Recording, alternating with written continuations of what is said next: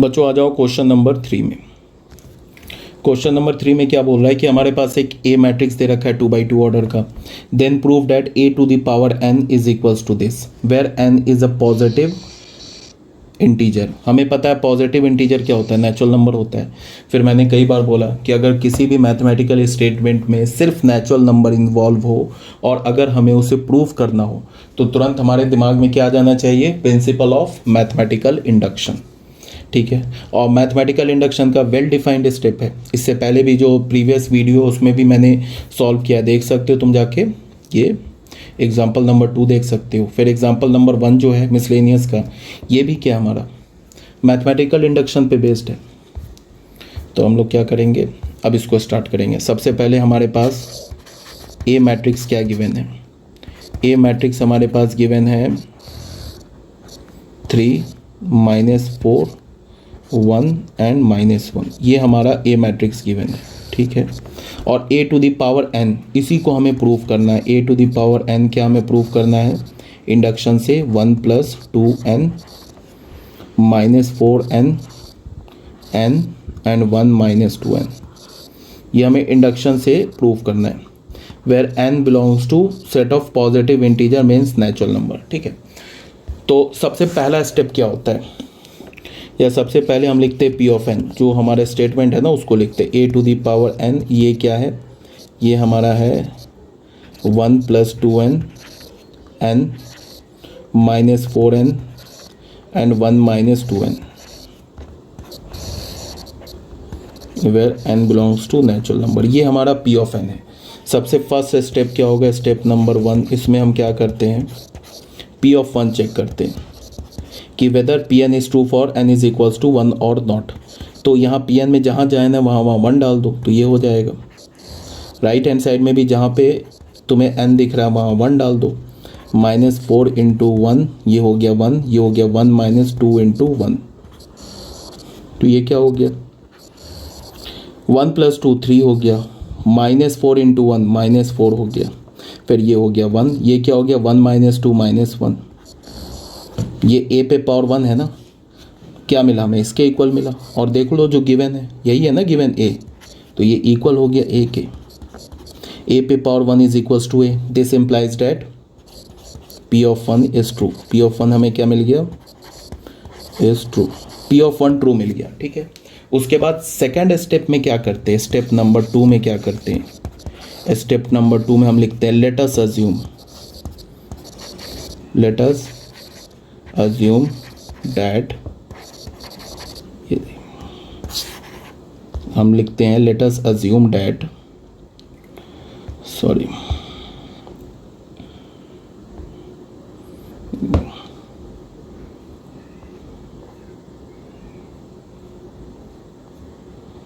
कोई बात नहीं,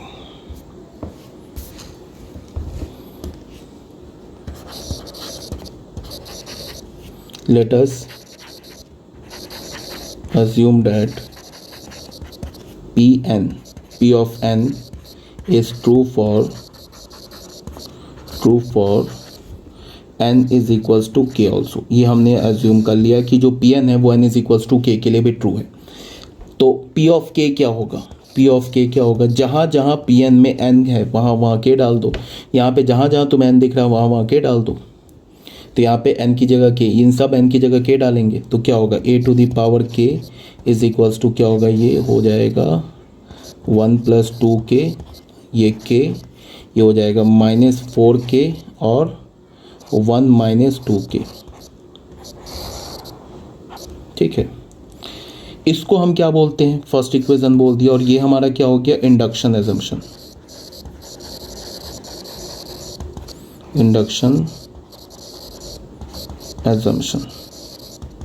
उसके बाद हमें क्या करना है, इस इंडक्शन एजम्पशन को यूज करके हमें ये प्रूव करना है कि Pn जो है वो n is equals to k + 1 के लिए भी ट्रू है।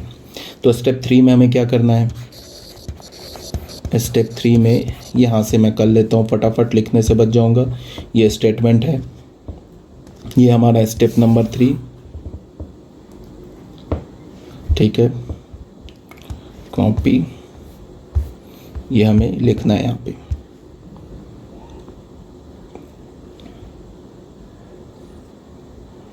अच्छा,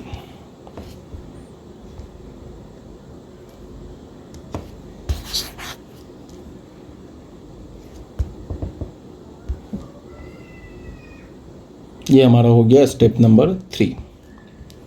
ठीक है,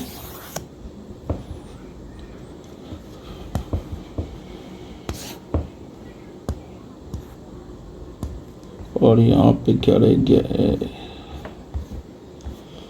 एक मिनट,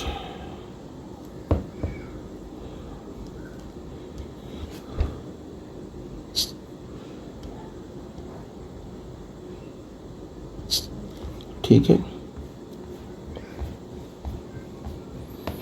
अब हमें करना क्या है,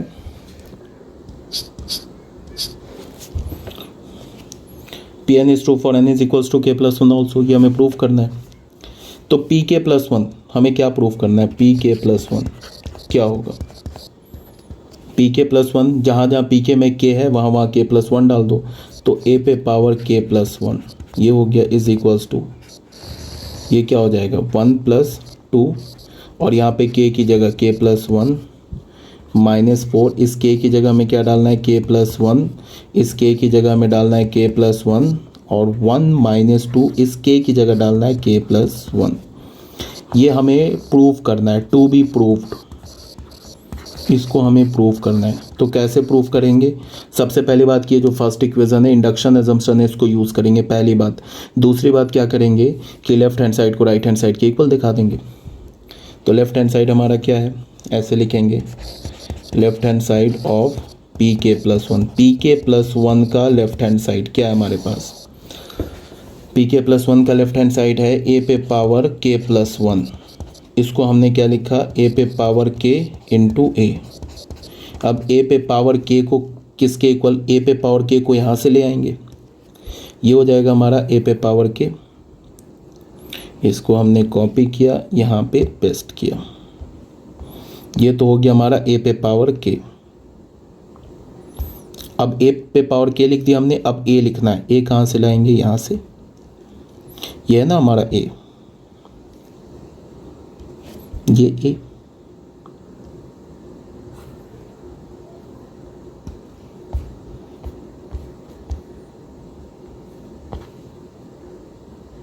ये हो गया ए।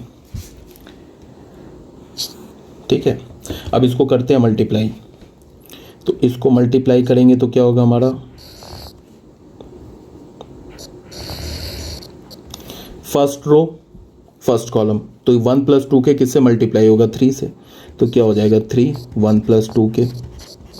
फिर -4 के किससे मल्टीप्लाई होगा, 1 से, तो क्या हो जाएगा -4 की, ये एक एलिमेंट है। फिर फर्स्ट रो सेकेंड कॉलम, -4 किससे मल्टीप्लाई होगा, 1+2 के से, तो -4 × 1+2 के। फिर ये -1 किससे मल्टीप्लाई होगा, -4 के से, तो क्या हो जाएगा +4 के, ऐसे हो गया।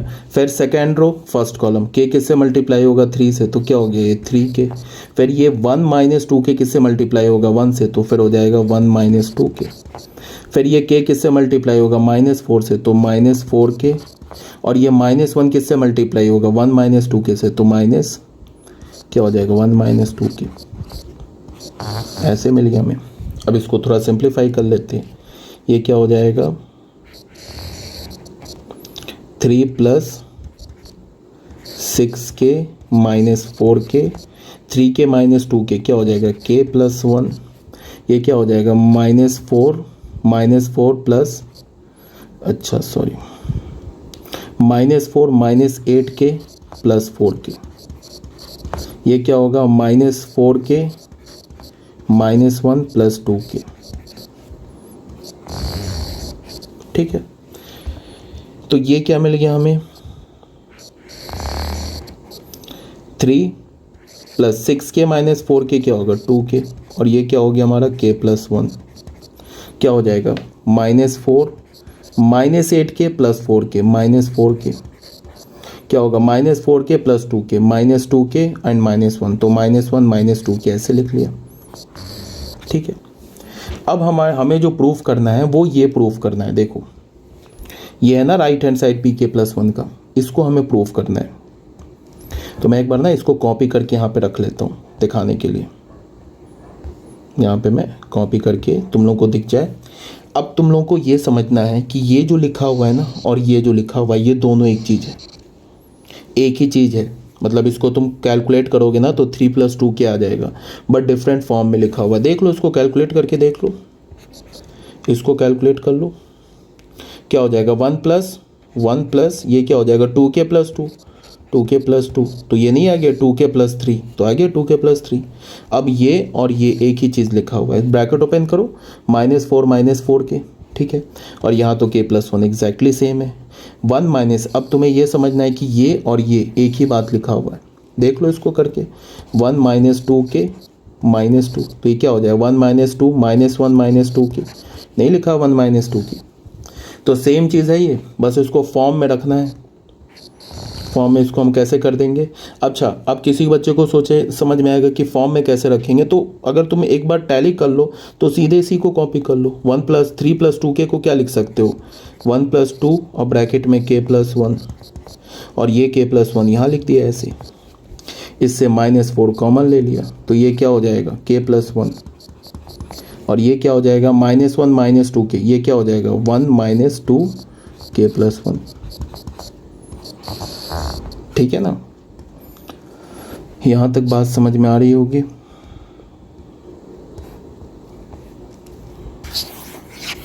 तो हो गया प्रूफ हमारा।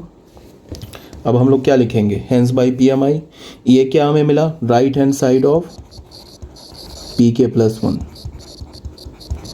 और ये क्या है, क्या लेके चले थे left hand side of pk+1, ये क्या लेके चले थे a पे पावर k+1, ये क्या हमारा left hand side of p of k+1। तो यहाँ पे लेफ्ट हैंड साइड और राइट हैंड साइड इक्वल हो गया, मतलब कि ये प्रूफ हो गया हमारा। ये वाला जिसको हमें प्रूफ करना था इसी को भी प्रूफ करना था ना, तो इसका हम लेफ्ट हैंड साइड ये लेके चलें, ये राइट हैंड साइड ये प्रूफ हो गया। तो बस यहाँ पे क्या लिखेंगे hence by PMI,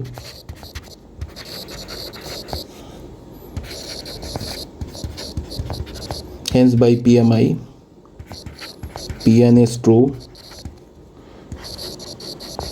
for all n belongs to natural number। ठीक है, ठीक है बच्चों, ये हो गया हमारा क्वेश्चन नंबर 3 भी सॉल्व। अब आते हैं हम लोग क्वेश्चन नंबर 4 पे।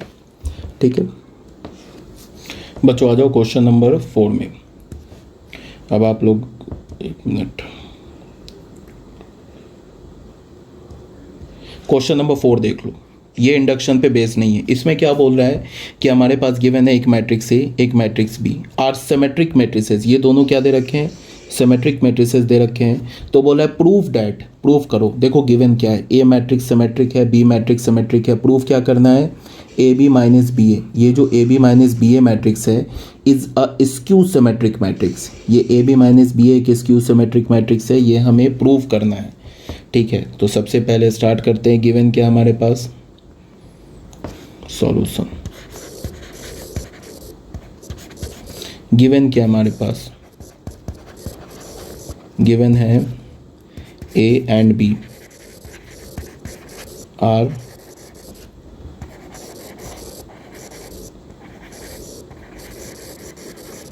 सिमेट्रिक, ये गिवन है। तो ए अगर सिमेट्रिक है तो ए का ट्रांसपोज किसके इक्वल होगा ए के, एंड बी का ट्रांसपोज किसके इक्वल होगा बी के।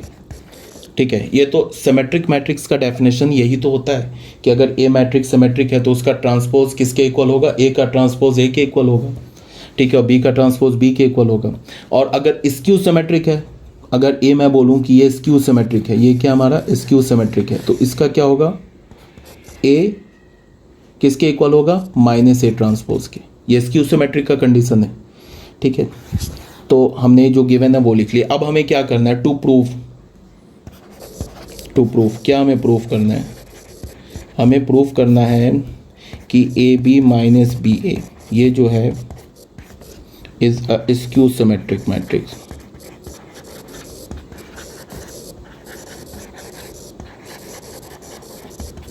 सिमेट्रिक मैट्रिक्स ये हमें प्रूव करना है कि ए बी माइनस बी ए क्या हमारा एक स्क्यू सिमेट्रिक मैट्रिक्स है। ठीक है, तो कैसे करेंगे? मैंने हमेशा बता रखा है कि किसी भी मैट्रिक्स को अगर तुम सिमेट्रिक या स्क्यू सिमेट्रिक प्रूफ करना चाहते हो तो उसका हमें क्या लेना चाहिए? ट्रांसपोज। जैसे हमें प्रूफ करना है ना कि ये जो मैट्रिक्स है ए बी माइनस बी ये एक स्क्यू सिमेट्रिक मैट्रिक्स है, तो हमें क्या करना होगा? इसका ट्रांसपोज लेना होगा। ए बी माइनस बी ए, इसका हम लेंगे ट्रांसपोज। तो ट्रांसपोज लेंगे तो क्या होगा? ए बी का ट्रांसपोज माइनस बी ए का ट्रांसपोज। प्रॉपर्टी कौन सी लगी? प्रॉपर्टी ये लग गई कि किसी भी दो मैट्रिक्स के सम या डिफरेंस का जो ट्रांसपोज होता है वो क्या होता है? A transpose plus minus B transpose, यही होता है ना। ए बी को तुम ए मान लो, ए बी को ए मान लो, बी ए को बी मान लो, तो ये क्या लिखा है? ए माइनस बी ट्रांसपोज, तो A transpose minus B transpose. एक तो ये प्रॉपर्टी है। दूसरा प्रॉपर्टी क्या होता है? Reversal law. रिवर्सल लॉ क्या होता है हमारा? ए बी का ट्रांसपोज, ए बी का ट्रांसपोज किसके इक्वल होता है? B transpose A transpose. ये हमारा रिवर्सल लॉ है, तो यहाँ पे लग जाएगा A B minus B A transpose, ये किसके इक्वल होगा? इसमें रिवर्सल लॉ लगाओगे तो पहले बी ट्रांसपोज आ जाएगा, फिर ए ट्रांसपोज आ जाएगा, फिर इसमें रिवर्सल लॉ लगाओगे तो पहले ए ट्रांसपोज फिर बी ट्रांसपोज। ठीक है, और क्वेश्चन में क्या गिवन है? ए ट्रांसपोज किसके इक्वल है? ए के, और बी ट्रांसपोज किसके इक्वल है? बी के। तो जहाँ पे ए ट्रांसपोज है उसको ए लिख सकते हो, बी ट्रांसपोज को बी लिख सकते हो। तो यहाँ से क्या मिल गया हमें? B A minus A B. अब इससे तुम क्या करो? माइनस कॉमन ले लो, तो माइनस कॉमन ले लिया तो हमें क्या मिल गया? ए बी माइनस बी ए मिल गया, ऐसे मिल गया ना। और ये क्या हमारा? ए बी माइनस बी ए का ट्रांसपोज। अब जरा तुम देखो, ये ए बी माइनस बी ए, इसको तुम मान लो एक ए मैट्रिक्स, इसको मान लो पूरे को ए मैट्रिक्स, तो क्या लिखा हुआ? A transpose is equals to minus A, ये ए लिख, इसको मान लो। तो यहाँ से हमें क्या लिखा हुआ है? A transpose is equals to minus A, तो फिर ए किसके इक्वल हो जाएगा? माइनस ए ट्रांसपोज की। यहाँ पे हमने ए किसे माना है? ए बी माइनस बी ए को ए माना है, ऐसे हो गया ना। तो क्या हमें पता चला? हमें पता चला A transpose A is equals to minus A transpose. इसका मतलब ए क्या हमारा? एक स्क्यू सिमेट्रिक मैट्रिक्स है, और ए किसके इक्वल है? A B minus B A के इक्वल है, तो A B minus B A is a skew symmetric matrix. Proof हो गया। This implies that A B minus B A किसके इक्वल है? Minus A B minus B A के transpose के equal है। देख लो, इसको ए मैट्रिक्स माना तो लिखा A is equals to minus A transpose. This implies that A B minus B A is a skew symmetric matrix, skew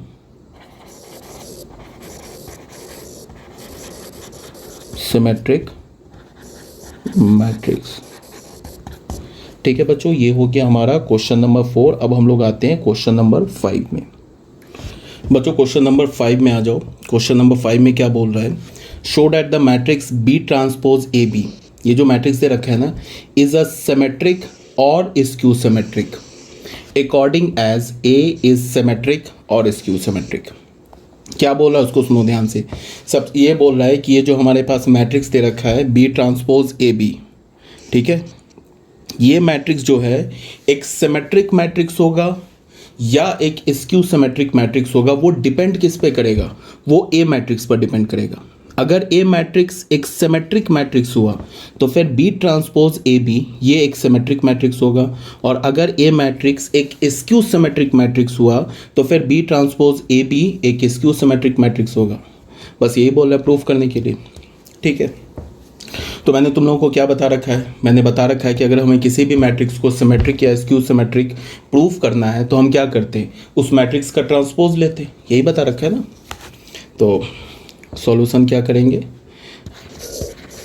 कुछ नहीं है, यहाँ पे हम क्या करेंगे? तो हम क्या करेंगे? हम ऐसे लिखेंगे बी ट्रांसपोज ए बी। इसी मैट्रिक्स को सिमेट्रिक और स्क्यू सिमेट्रिक प्रूफ करना है तो इसका ट्रांसपोज ले लिया। फिर हमें क्या करना है? यहाँ पे रिवर्सल लॉ लगाना है। रिवर्सल लॉ क्या है? यहाँ पे मैंने रिवर्सल लॉ क्या लिखा है तुम लोग को बताया है। रिवर्सल लॉ क्या होता है? रिवर्सल लॉ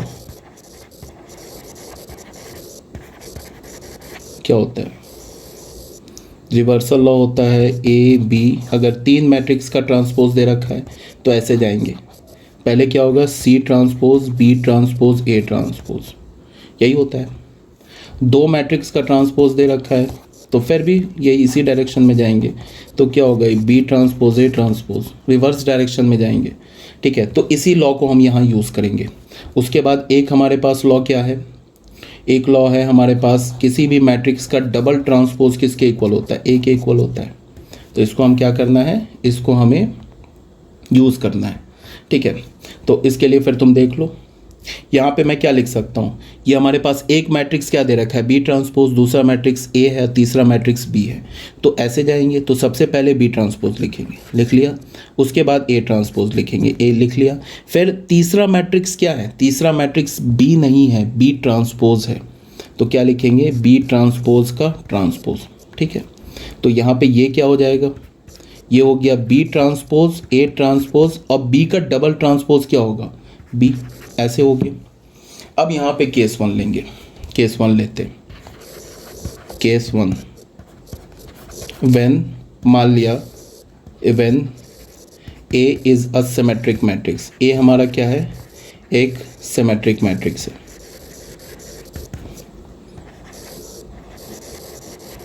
एक केस हमने ले लिया कि इसमें हमने बोला A is a symmetric matrix, A हमारा एक सिमेट्रिक मैट्रिक्स है, अज्यूम कर लिया। तो अगर ए सिमेट्रिक है तो ए इसको फर्स्ट इक्वेशन मान लिया।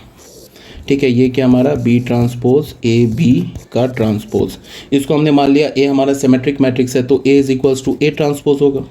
ए अगर एक सिमेट्रिक मैट्रिक्स है तो एक का वैल्यू क्या हो जाएगा, ए ट्रांसपोज के इक्वल हो जाएगा। ठीक है, अब यहाँ पे क्या करो, इस A is equals to A transpose को पुट करो, पुट लिखो ऐसे, put A is equals to A transpose in equation 1 में पुट करो, तो क्या हो जाएगा, बी ट्रांसपोज ए बी का ट्रांसपोज। यहाँ पे राइट हैंड साइड में ना ए ट्रांसपोज की जगह ए पुट करो, तो क्या हो जाएगा, बी ट्रांसपोज, इस ए ट्रांसपोज की जगह ए पुट करो, तो बी ट्रांसपोज क्या हो जाएगा, ये बी ट्रांसपोज ए, और यहाँ हो जाएगा बी। अब जरा तुम इस मैट्रिक्स को देखो, इस ब्रैकेट के जो अंदर लिखा है, इस मैट्रिक्स को अगर तुमने ए अज्यूम कर लिया, जो ब्रैकेट लिखा है ना, तो ये क्या लिखा हुआ है, ये नहीं लिखा हुआ A transpose is equals to A. अगर इसको जो मैंने अभी शेडिंग किया, इसको अगर तुम ए मैट्रिक्स मानो तो क्या लिखा हुआ है, A transpose A is equals to A transpose. तो हो गया, दिस इम्प्लाइज डैट क्या हो गया, B transpose A B is a symmetric matrix.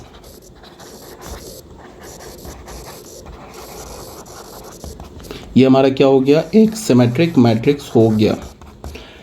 ठीक है बच्चों, ये हो गया हमारा क्वेश्चन नंबर 5। अच्छा, अभी तो हमने सिर्फ केस 1 लिया है, सॉरी, अभी तो केस 2 भी लेना है। केस 1 में हमने क्या प्रूव किया कि ए अगर सिमेट्रिक है, तो फिर हमने प्रूव कर दिया कि ये मैट्रिक्स जो है ये भी एक सिमेट्रिक मैट्रिक्स है, ये हमने प्रूव कर दिया केस 1 में।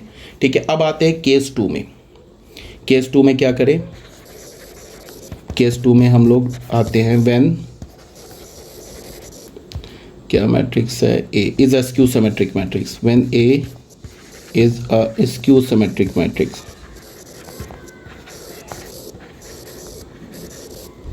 स्क्यू सिमेट्रिक,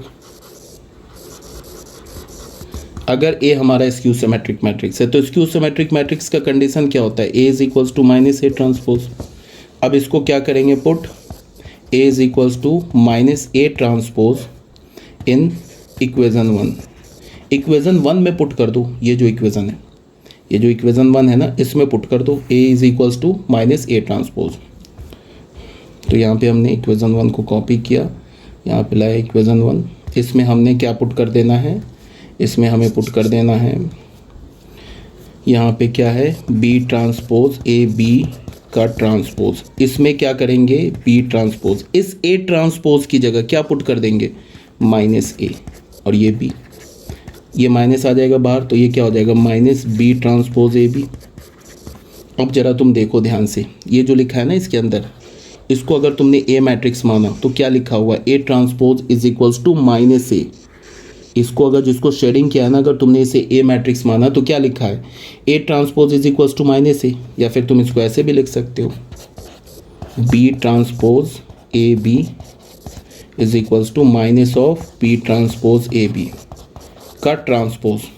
इसको ए मैट्रिक्स मानो तो क्या लिखा हुआ है, A is equals to minus A transpose, this implies that B transpose A B क्या हो जाएगा, is a skew symmetric matrix,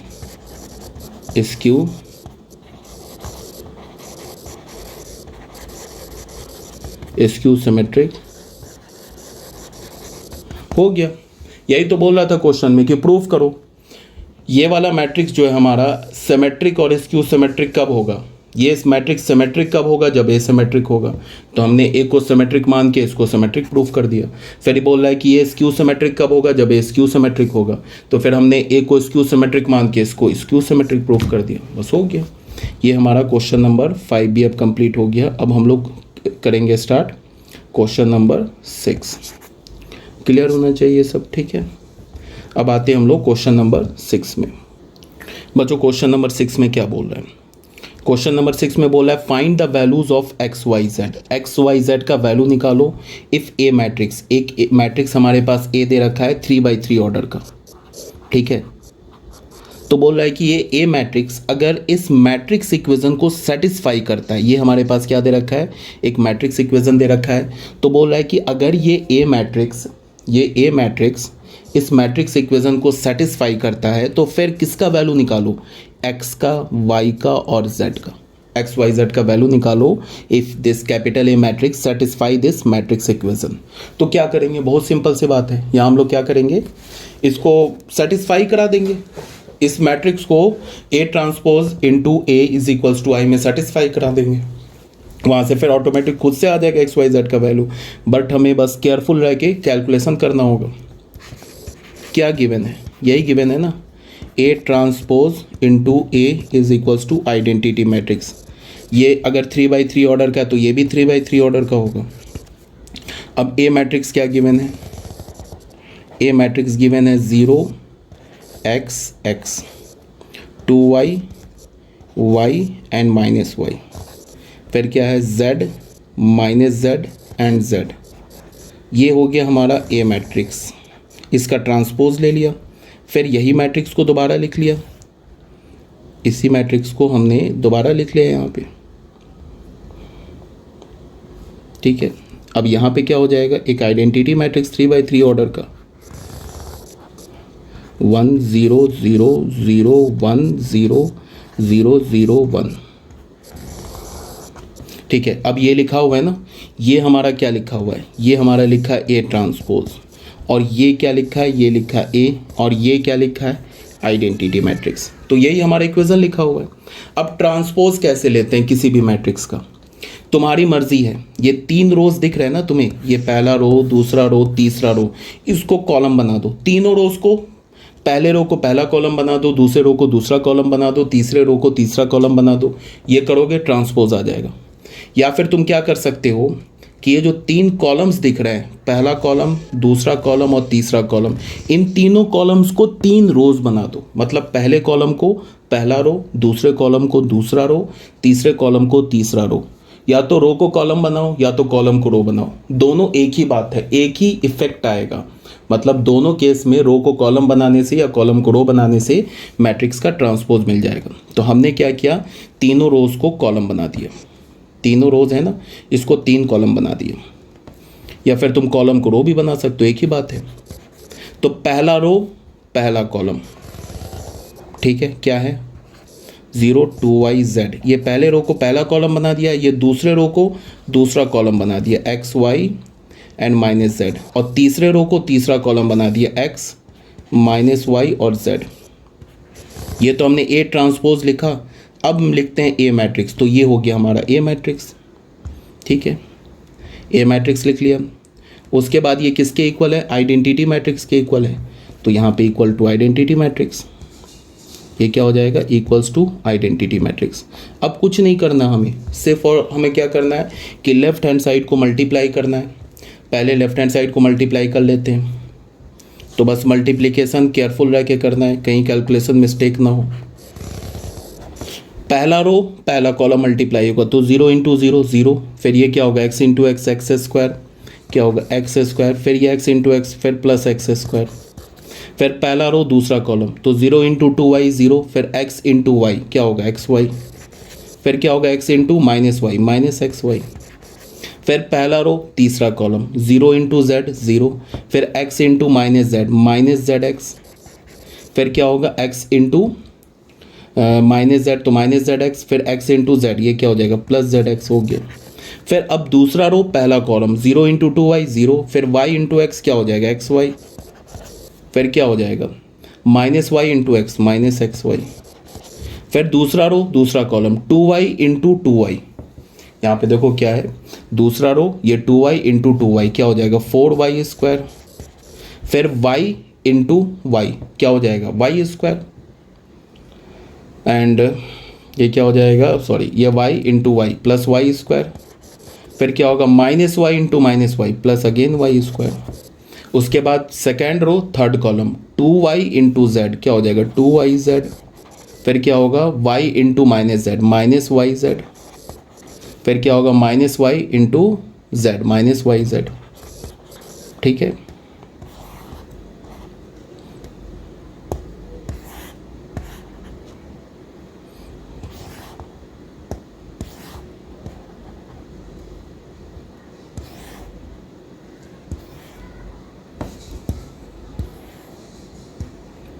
ठीक है, यहाँ तक क्लियर है। और उसके बाद अब क्या करेंगे third row first column, third row में क्या है हमारे z इंटू 0 0, ठीक है, फिर minus Z into X minus Z X, फिर क्या होगा z into X plus Z X, फिर क्या होगा z into 2y Z minus Z into Y minus Y Z, फिर क्या होगा z into minus Y Z. ठीक है, उसके बाद क्या करेंगे इसको थोड़ा और आगे कर लेते हैं, नहीं तो ना कंफ्यूजन क्रिएट हो जाएगा। ठीक है, अब यहाँ पे क्या हो गया, अब थर्ड रो थर्ड कॉलम तो क्या हो जाएगा z इंटू जेड स्क्वायर, फिर क्या होगा minus Z into minus Z plus Z square. ठीक है, फिर क्या हो जाएगा z into Z plus Z square. तो ये हमने क्या किया इस मैट्रिक्स को कैलकुलेट कर लिया लेफ्ट हैंड साइड को। अब ये राइट हैंड साइड में फिर हमें एक 3x3 ऑर्डर का आइडेंटिटी मैट्रिक्स है 0 1 0 0 0 1। यहाँ तक कोई डाउट नहीं है। ठीक है बच्चों, अब इसको हम लोग क्या करते हैं थोड़ा सा ना सिंप्लीफाई कर लेते हैं। यहाँ पे क्या हो जाएगा बताओ, X square plus X square 2x square, X Y minus X Y 0, फिर क्या होगा minus Z X plus Z X 0, फिर X Y minus X Y 0, ये क्या होगा 4y plus Y square 6y square, फिर क्या होगा 2yz माइनस वाई जेड ये भी हो जाएगा 0, ये भी हो जाएगा 0, फिर क्या हो जाएगा 2yz ये भी हो गया 0, और यहाँ पे क्या हो गया 3z स्क्वायर। ऐसे हो गया ना ये लेफ्ट हैंड साइड का मैट्रिक्स। और राइट हैंड साइड का मैट्रिक्स क्या हमारे पास अगेन आइडेंटिटी मैट्रिक्स है 1 0 0 0 1 0 और 0 0 1, ये हमारे पास मैट्रिक्स है। अब कोई भी दो मैट्रिक्स अगर इक्वल है तो उनके क्रॉसपॉन्डिंग एलिमेंट्स इक्वल होंगे। तो यहाँ पे क्या लिखेंगे हम equating corresponding elements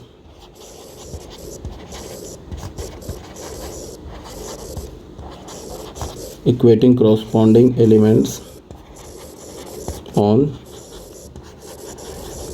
both these sides। दोनों साइड्स हम corresponding elements को इक्वेट करते हैं।